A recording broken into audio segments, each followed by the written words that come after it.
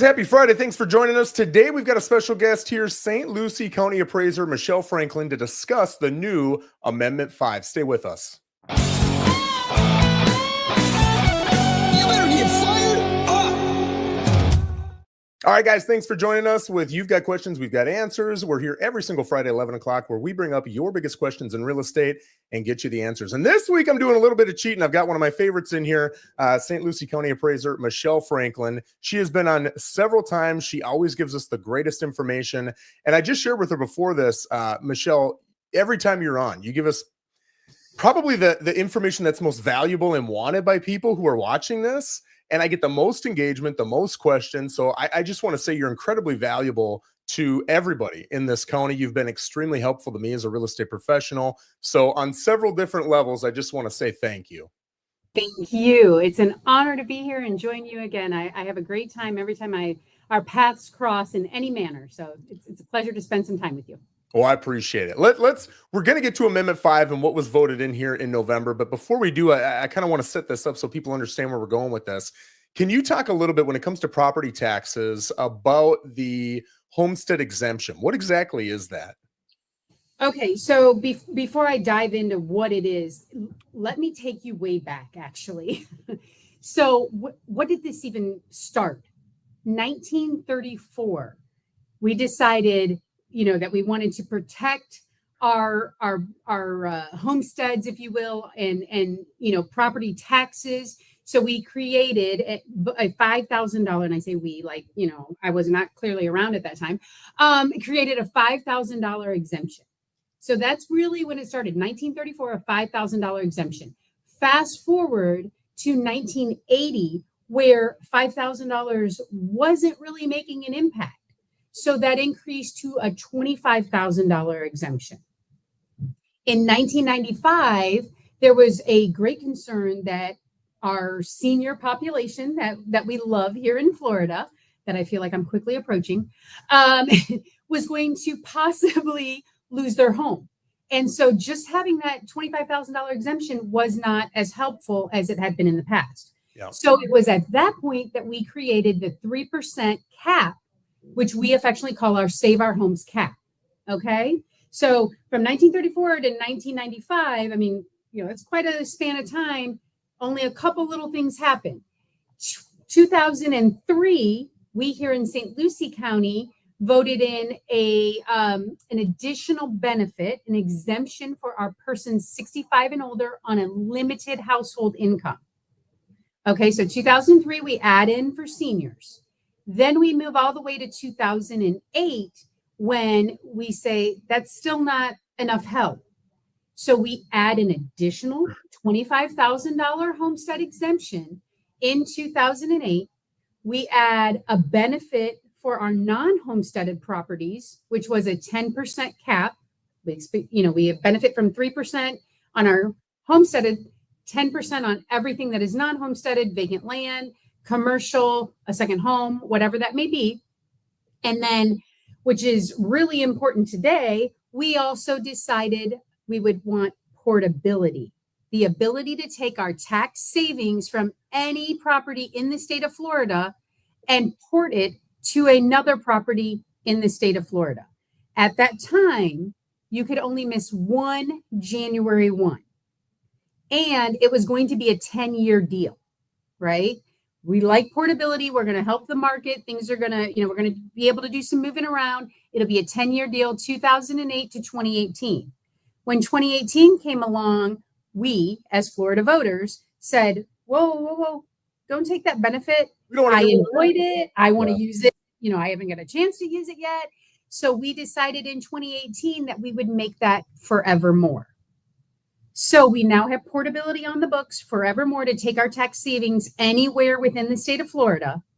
And now last year, in 2024, we decided $25,000 initial benefit, second $25,000 to get us to a $50,000 homestead benefit isn't what it used to be.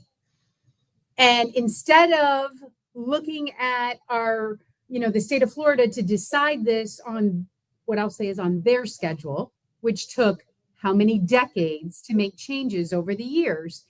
we said we want to get a little control in our own hands. Let's adjust that amount every year based on the CPI, the Consumer Price Index.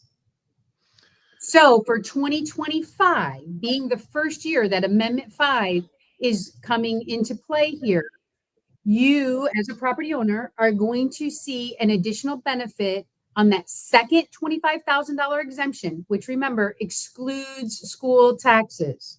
We voted to hold schools harmless, so it excludes the school portion of your trim notice and ultimately tax bill. So when we look at what that amendment means for 2025, it's going to adjust that $25,000 to $25,277. Okay. So Now, what does that mean? Let me, I Yeah, go ahead. apologize. I don't want to cut you off, but I know the next question is like, okay, so what is $25,277 Yeah, exactly. really mean, right? Because I want to know, that sounds great, but that's value, and I got to figure out value, my market value down to my assessed value, down to my taxable value, and then I got to, multiply it by a millage rate. So what are we really saying? Yeah. The long and the short is you're going to see an additional $12 benefit this year for us that live in the city of Port St. Lucie. Give or take, it's about a $12 benefit that you're going to see this year. Is that huge? No. But does it continue to grow each and every year from this year forward? Absolutely. And I nerded out. I think I put a post up and tagged you on it. And I saw the $12 and I thought, well, that's not really crazy. But when you start crunching that over the years, kind of like the 3% cap, 3% cap doesn't really sound like a big deal. And in 1 year, maybe it's not. But when you look at someone who's lived in a home for 20, 30 years and their neighbor's paying 11 grand in taxes and they're paying 1,300, and now that, $10,000-ish difference goes on every single year forever, it becomes monstrous. So I really do think it's awesome. I really do think too that it inspires people, it pushes people, motivates people to stay here in Florida. It motivates people to come to Florida, and it motivates people to become homeowners, which I think is awesome. I think the more incentives we have for home ownership, obviously I'm a realtor, so I love home ownership for sales, but I love people growing their wealth. And anytime we can incentivize people doing the thing that increases their wealth, I think that is the way to go. It's good for everyone, right? Yeah, absolutely it is. So I love that you said all of that. I love that, you answered 90% of my questions already. I appreciate that. And obviously, guys, if you run an HOA or some sort of organization or something like that, I can tell you from experience, Michelle is a giver. She takes her job seriously. She will come to your HOA. She will come to your organization. She'll come to your large meeting and she'll explain this stuff. That's why she's so good at it. And she already knows all my questions. She does this every single day. So she is absolutely willing to come and help you guys. This is not easy stuff to learn. I'm a total nerd and I love this stuff. And Michelle, I think you and I have probably talked 5-6 times about this. And every time I talk with you, I'm still learning something. So I appreciate that. I've been in the property appraiser's office 21 years and I still learn things every day. There's so much to learn, and our county is growing. Our state, like this new exemption that comes into play. The adjustment of the exemption, that changes everything. So you never know what's going to happen next year. I appreciate that you share that I'm willing to come out into the community. I actually was at an HOA last Saturday and I was shocked that about 60 people showed up on a Saturday afternoon, to talk about valuation and property taxes. I talked as quickly as I could, sharing as much information in the short time we had, but they were a very engaged group and it was great questions. And if I can help somebody understand this process, I want to. Yeah. Well, we're blessed to have you. I don't mean to keep complimenting you just to compliment you, but honestly, you are, I tell you this all the time. It's the only government office I've ever experienced where it doesn't feel like a government office. It feels like a privately run company. It is smooth. It's great customer service. It's amazing. And our goal is to exceed your expectations. You do every single time. And I appreciate that. So talk to me a little bit about, we talked about the two $25,000 exemptions. Before I get into this, I just want to bring something up. The last couple of years, we've had a lot of inflation, right? So the CPI, the Consumer Pricing Index, is going to go up. And when it goes up a lot, that's not a fun thing. We're not excited about that. But now you've got a little bit of a silver lining here as a Florida homeowner in that $25 exemption, if, what was it, 2 years ago, inflation had gone up 8%. Well, if the CPI goes up 8%, that means your $25,000 is going to go up. What is that? $200. So now you're at 25.2. Is that math correct? I think that math is correct. Which at least there's a silver lining. There's some help for people who are facing these higher prices and some of the savings. I wanted to point that, just give us years where that 3%, which your 3% cap is also based on the CPI. So there have been years it's up to 3%. There were years where we weren't hitting the 3%. And in fact, in 2025, we're not actually going to hit the 3%. It's 2.9. So it's not a huge difference. We'll take it. Yeah. But it is 2.9% this year. While I've been working in the property appraiser's office, I mean, we've seen it as low as, 1%. So it varies each and every year. And we get that information, if I may jump in, because sometimes people wonder, about our dartboard evaluation or things like that, how, where we're just randomly coming up with these numbers. The office is governed by the state of Florida, by the Department of Revenue. So every tax roll, every budget that I have, everything I send up to Tallahassee for the blessing. And so that is where we're getting this information. That's who establishes this CPI amount and gives us what that senior amount is. I always tell property owners that they're blessed if they don't receive the senior exemption. It is for persons 65 or older as of January 1. But the bigger thing, it's low income. So it's a total household income. And I did write down the number for this year is actually $37,694. That's so the it's total 65 household plus income? I'm sorry? Is that the income that you would need as a 65 plus year old person to get that exemption? You need to have an income that is below that amount, a total household income below that amount. But remember, it generally excludes Social Security. Gotcha. So if anybody thinks that they're remotely near that number, grab your tax return once you get that completed, because I realize not everybody's filed today. But once you get that tax return completed, grab that in front of you and call the office, 772-462-1000. And we are going to be more than happy to kind of help you through which form that you file with the IRS. We can tell you what line to look at. And we will know then what your total adjusted gross income is. If you're at that number or anything below that number, you can receive an additional exemption. Again, what does that really mean, right? In St. Lucie County, it's going to save you roughly $100 a year. That's awesome. And give me that salary or income again one more time. Adjusted gross income for the total household income is $37,694. $4. I'm taking a lot of notes because I'm going to put up a post later just kind of explaining all this. And I'll take it because I'm sure I'll say something wrong. You can come in and correct me. No. You do very well. I'm very proud of you. Take good notes, man. It's important. I remember our very first conversation when you came to Florida and you wanted to learn, and I was so grateful for that. I'm the one. Yeah. I wish there were more people that wanted to learn that much, but some do. Just you're very few and far between. So talk to us a little bit. You talked about the $225,000 homestead exemptions. You talked about the 65 plus. Are there any other exemptions that you commonly see in the county here? Sure. I mean, all of them are somewhat common. They're all listed on our website. So if you go to paslc.gov and you click on exemptions, you can not only read the title of them, but kind of what is necessary in order to benefit from those exemptions. What I feel is a common, but not necessarily commonly known exemption is our widowers exemption. So if you have unfortunately lost your spouse and have not remarried, you may qualify for a widower's exemption. All we require is a copy of the death certificate.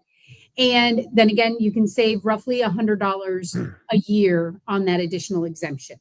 Yeah. We do have a couple of different exemptions for veterans, and I encourage them to, again, either hop online or call us, because the veterans exemptions kind of depend on your VA rating. And we just like to personally talk to the veterans.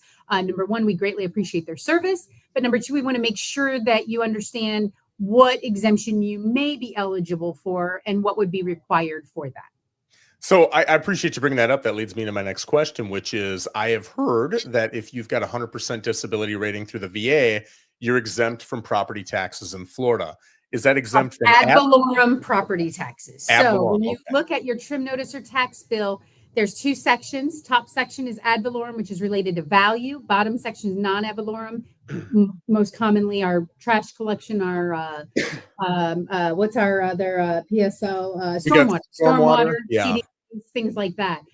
So you could be exempt. Our 100% disabled veterans could be exempt from that top ad valorem section.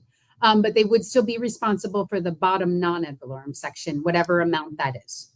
And I'll tell you, and this is going to be different for everybody, but my non-ad valorem, the part that would not impact, is about 22% of my bill. So the other, just under 80% is the part that would be impacted. It's a sizable.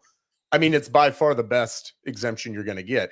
And all you got to do is join the military and be 100% disabled. Then you're good to go. So it's not one you want to earn, but man, if you have earned it, holy smokes. It's cool to see that those people get that. And it's a big one for them to get. I appreciate that. And we really try. We work very closely, Jose, with the Veterans Affairs here in St. Lucie County. It's wonderful. We have a great relationship with the VA here office, and we're constantly having conversations back and forth. They, as well as us, try really hard to make sure that anybody that is eligible for that receives that exemption.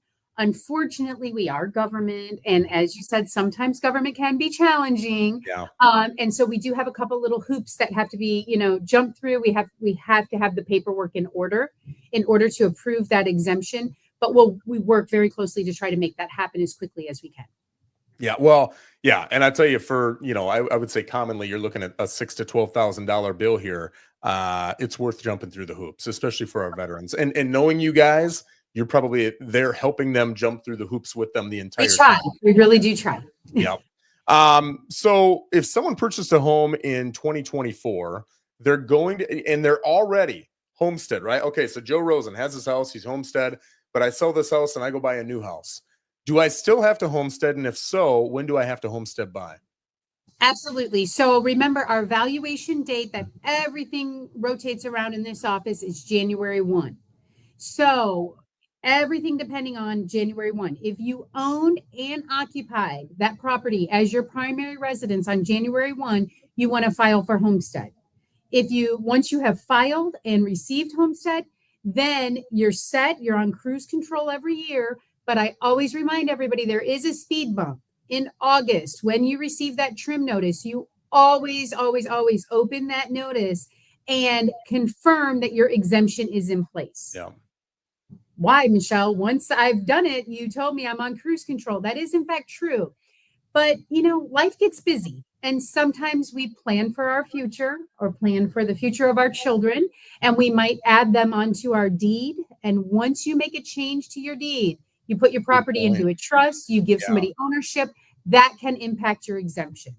And so, although I encourage anybody who's going to make any change to their deed to call us first and talk about it, I'm not going to give you legal advice, but I am going to say, Joe, if you add your daughter to the deed and you give her a third, along with your wife, you and your wife if you give her a third of that property, she has a third ownership. You now will lose a third of your homestead benefit because you've added someone new to the deed.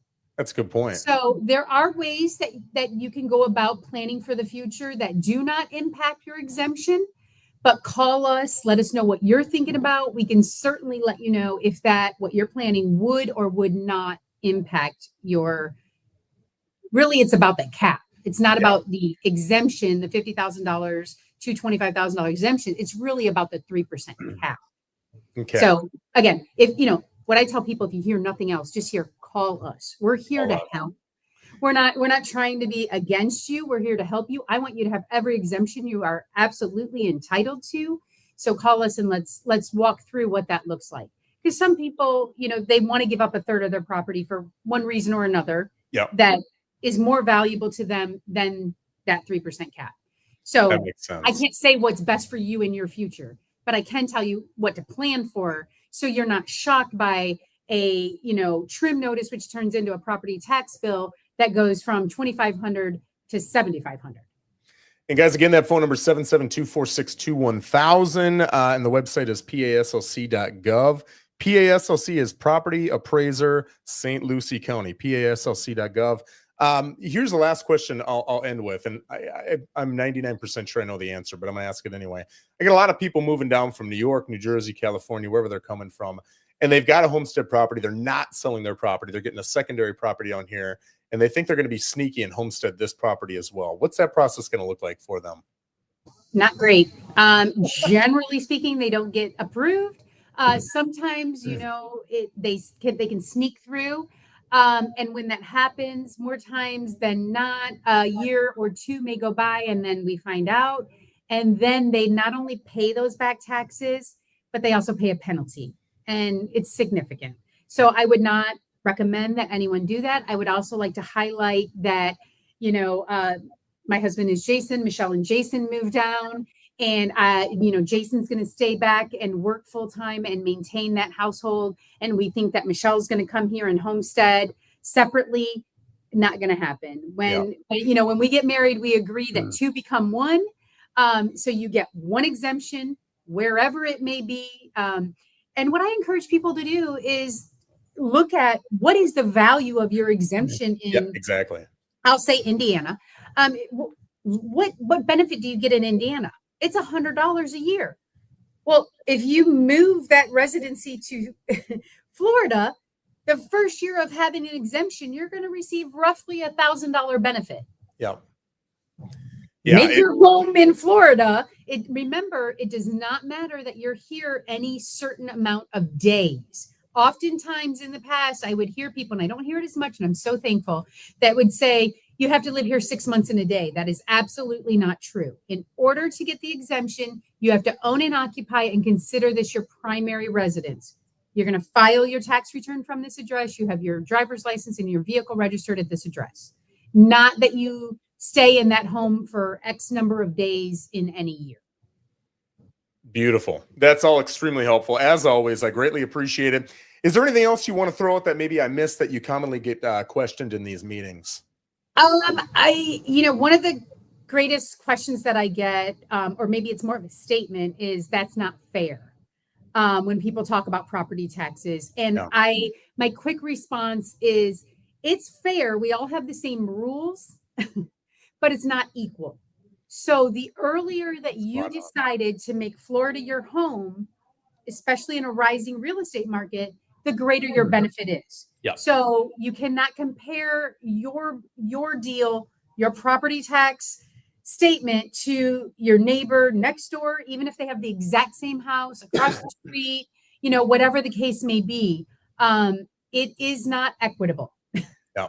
So, you know, I encourage people when they have family members that are coming down or friends that are coming from any state, you know, anywhere outside of Florida, to make sure that they get an accurate tax estimate. And that can be found on our website. When you go to the property record card, which I know you're very familiar with, but most people know how to navigate, put in the address and go to that property record card.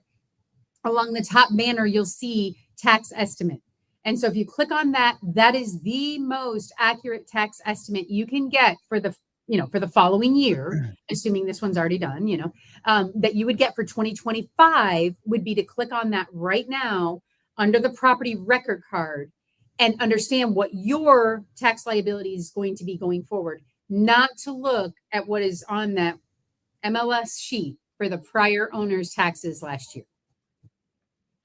I do have another question for you now, because now what you're talking, now I get you going. You're bringing up things that I'm digging into. So I'm looking at my specific bill right here, and it says that my Save Our Homes credit exemption is $51,336.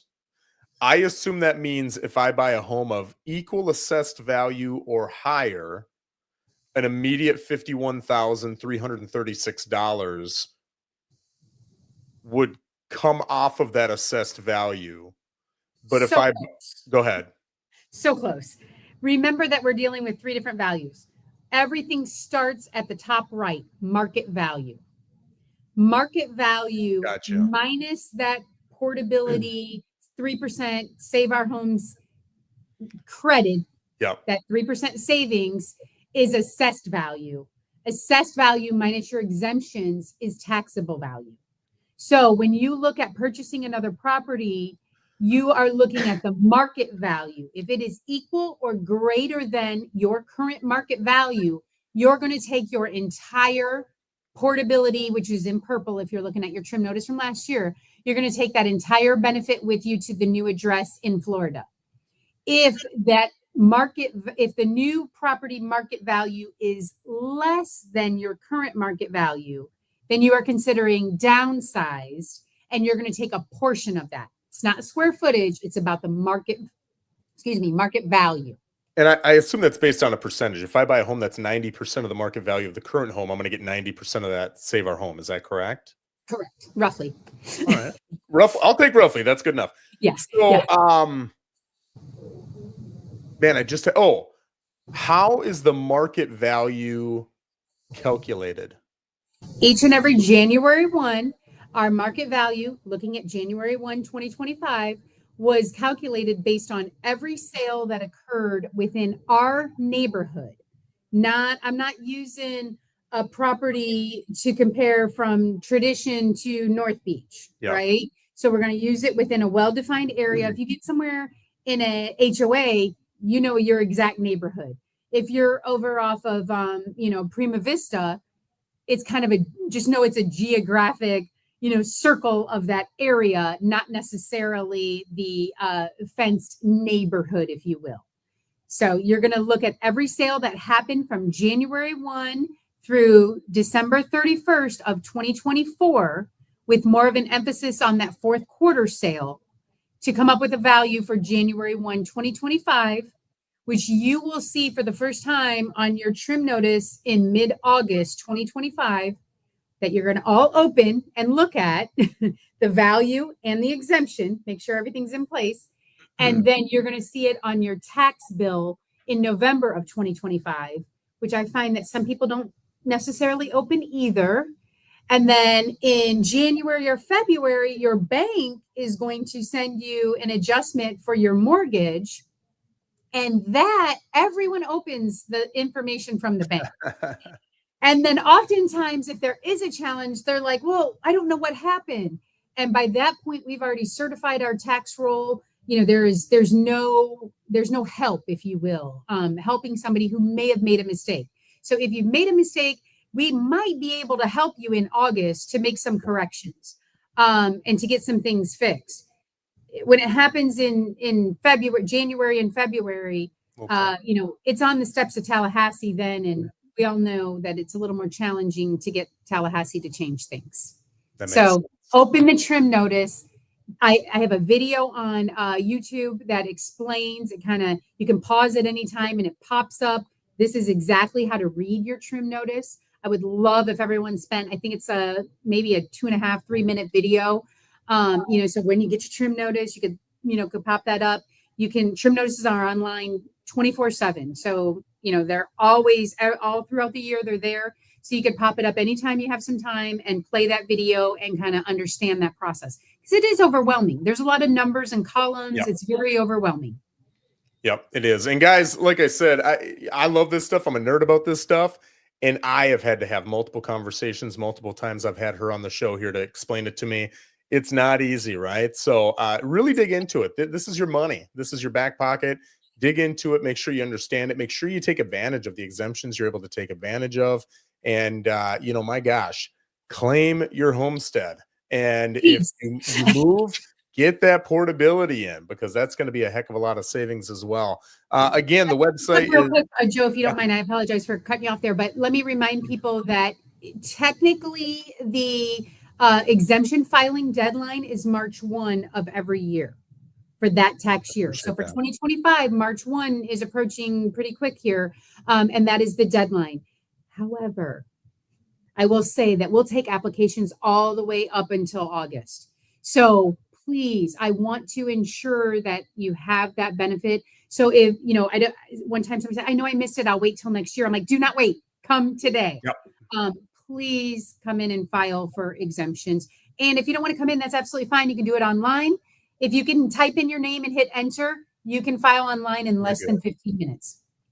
I appreciate that. So again, the website is PASLC for Property Appraiser, St. Lucie County.gov, or the phone number is 772-462-1000. Michelle, I sincerely appreciate you coming in again. Guys, if you've got questions, comments, whatever, put it down below, and I'll absolutely take Michelle. In my experience, she's going to come back and answer them for you.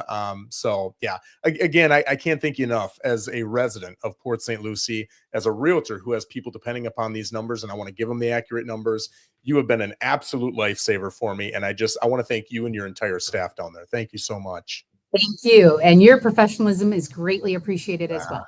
Thank you. All right, guys, have a great day, and we'll see you next Friday. Take care.